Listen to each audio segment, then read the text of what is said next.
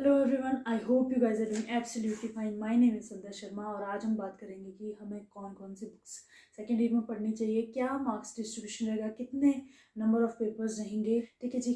तो पहले सब्जेक्ट की अगर हम बात करें तो पहला सब्जेक्ट हमारा पैथोलॉजी और माइक्रोबायोलॉजी है।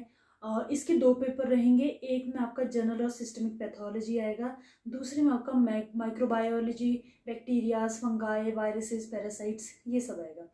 तो अगर हम पैथोलॉजी की बात करें जो 100 मार्क्स कैरी करता है, 50 जनरल 50 सिस्टमिक, तो उसके लिए अगर सबसे पहली बुक की बात करें जो मैंने पर्सनली पढ़ी थी, this is Harsh Mohan. Indian author की बुक है, इजी टू अंडरस्टैंड। आपके जितने भी इंडिया में प्रेवलेंट है डिजीजेस वो तो कुछ ज़्यादा अच्छे से एक्सप्लेन की हुई है। जनरल भी अच्छी है, सिस्टमिक भी अच्छी है, सब अच्छा है, इजी टू अंडरस्टैंड है। पर इससे ऊपर एक बुक है, उसका नाम है रॉबिन्स, और वो गोल्ड स्टैंडर्ड बुक है। एमबीबीएस स्टूडेंट्स भी उसे ही ज़्यादा प्रेफर करते हैं। और मैंने ज़्यादा नहीं पढ़ी है, पर जितनी भी पढ़ी है, जितने भी टॉपिक्स उससे पढ़े हैं, जितने भी टॉपिक्स उससे पढ़े हैं, बहुत अच्छी बुक है और मैं हाईली रिकमेंड करती हूँ। इसके ऊपर अगर कोई आप लोग ये पढ़ के देखो, अगर आपको ये समझ आती है, आप रॉबिन्स पढ़ के देखो, अगर आपको वो समझ आती है तो इसके ऊपर वो प्रेफर करना ज़रूरी है। अदरवाइज़ ये भी अच्छी बुक है, आप इससे मार्क्स भी अच्छे हासिल कर सकते हो और आप अपना बेस भी अच्छा बना सकते हो। पैथोलॉजी पूरे 3 साल के लिए बहुत इंपॉर्टेंट है इसके बाद, तो इसलिए ये स्टडी करना बहुत ज़्यादा इंपॉर्टेंट है। माइक्रोबायोलॉजी की गोल्ड स्टैंडर्ड बुक है शास्त्री एंड भट्ट, पर हमने जो पढ़ी थी वो ये पानीकर की टेक्स्ट बुक है, माइक्रोबायोलॉजी की 10th एडिशन, ये पढ़ा था।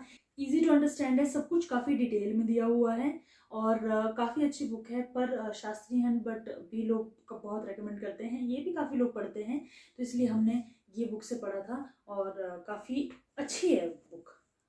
उसके बाद पैरासाइटोलॉजी के लिए एक आपको साथ में स्क्रीनशॉट दिख रहा होगा, ये बुक हमने प्रेफर की थी, ये बुक्स हमने स्टडी की थी।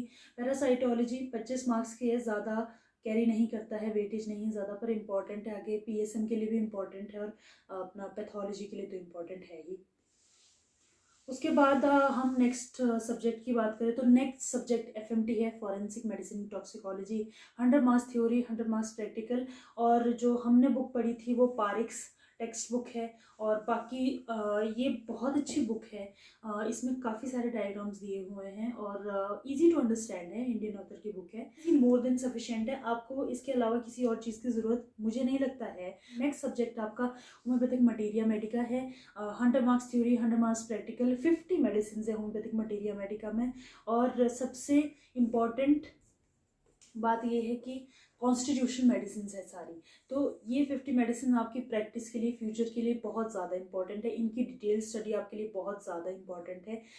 बोरिक आप पढ़ सकते हैं, पर एग्ज़ाम पॉइंट ऑफ व्यू से मत पढ़िएगा, ये सिर्फ आपकी अंडरस्टैंडिंग के लिए बहुत अच्छी बुक है। एग्ज़ाम पॉइंट ऑफ व्यू से अगर इसको पढ़ेंगे आप तो पहली बार में आप मटेरियल जब पढ़ रहे हैं तो आपको लिखने का उतना आइडिया नहीं लगेगा। बहुत ज़्यादा कॉमन बुक जो बहुत सालों से चलती आ रही है वो है दुबे, और Dubey exam point of view के लिए बहुत ही अच्छी बुक है और उसमें सारी एलन कीनोट्स के सिम्टम हैं।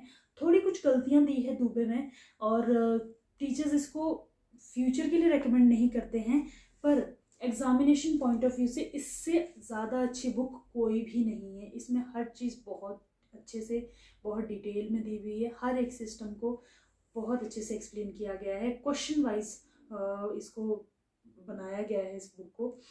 This is doctor S K. Dubey ने इसको लिखा है, text book of materia Medica.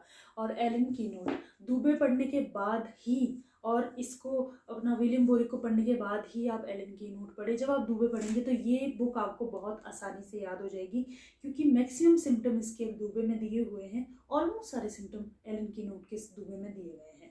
Last subject आपका है Organon of medicine. Organon of medicine के एफोरिज्म्स आपके 1 to 104 आपके एफोरिज्म्स है।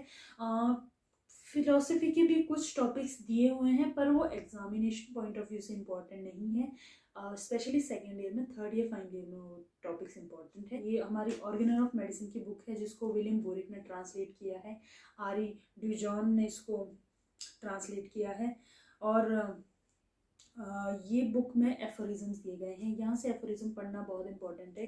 कुछ एफोरिज्म्स को आपको बाय हार्ट लर्न करना पड़ेगा, जैसे 1, 2 और अपना 25। ये एफोरिज्म्स कुछ ऐसे हैं जिनको आपको पूरी तरह से एक एक वर्ड याद होना चाहिए। बाकी एफोरिज्म के नंबर आपको ज़रूर याद होने चाहिए। जब आप कोई भी टॉपिक लिख रहे हो, अगर फॉर एग्जांपल केस टेकिंग लिख रहे हो, तो आपको ज़रूरी है पता होना कि केस टेकिंग 83 से 104 में दी गई है। अगर आप सोरासिवली साइकोसिस लिख रहे हो तो आपको पता होना चाहिए कि कौन से एफोरिज्म में दिया गया है। अगर आप प्राइमरी सेकेंडरी एक्शन लिख रहे हो तो आपको पता होना चाहिए। अगर आप नेचर्स लॉ ऑफ केयर लिख रहे हो तो पता होना चाहिए 26th एफोरिज्म में है वो। और ऐसी कुछ कुछ चीज़ें हैं जो आपको बाय हार्ट लर्न होनी चाहिए इस बुक से, वर्ड टू वर्ड। बाकी एग्जामिनेशन पॉइंट ऑफ व्यू से अपना AK दास है बुक, इसके 3 पार्ट्स हैं। और फर्स्ट ईयर में आपको, सेकंड ईयर में आपको फर्स्ट पार्ट ही लगेगा। बाकी सेकंड और थर्ड पार्ट का भी सेकंड ईयर में कोई रोल है सच है नहीं। फर्स्ट पार्ट में भी सारे टॉपिक्स नहीं है, केस टेकिंग तक ही टॉपिक्स जो हैं इसमें आपको तैयार करने हैं। ऑर्गेनन ऑफ मेडिसिन की जो और भी बुक्स है वो साथ में आपको स्क्रीनशॉट दिख जाएंगे। इसके अलावा भी बुक्स जो मैं रेकमेंड करूँगी वो ये है जो आपको साथ में स्क्रीनशॉट दिख रहे हैं। और ये जो बुक है इससे मैंने खुद पढ़ाई की है, इजी टू अंडरस्टैंड हो जाता है एफोरिज्म्स को आपको समझना, तो इसलिए ये बुक्स इम्पॉर्टेंट है। इसमें 4 अपना प्रैक्टिकल होंगे, तो टोटल मार्क्स डिस्ट्रीब्यूशन 900 है, 450 आपके पासिंग मार्क्स है। आई होप आपको वीडियो पसंद आई होगी, हेल्पफुल रहा होगा ये टॉपिक। अगर पसंद आई हो तो आप प्लीज़ मुझे इंस्टाग्राम पे फॉलो कर सकते हैं, लिंक आपको डिस्क्रिप्शन में मिल जाएगा। नेक्स्ट किस टॉपिक पे बात होनी चाहिए ये भी आप प्लीज़ कमेंट सेक्शन में बताइए। Will see you in the next one. Bye bye for now, bye.